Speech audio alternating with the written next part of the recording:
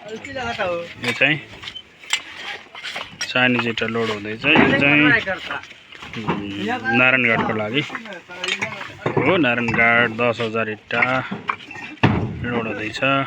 टक्क फेरपेस इँटा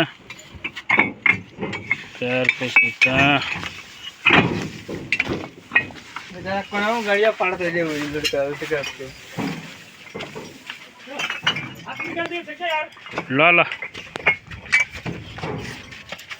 जाए गोली मारो किया परी तो हरा गोली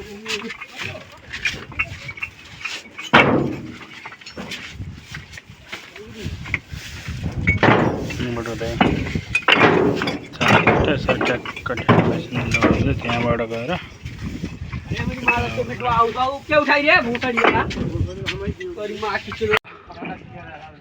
चाइनिज फेरफेस इँटा वीरेन्द्रनगर 9 लाटीकोइली सुर्खेतको लागि फेरफेस इँटा 10,000 इँटा लोड भयो है। एकदमै फेरफेस इँटा यसरी पराल हालेर टक्क टक्क लोड भयो।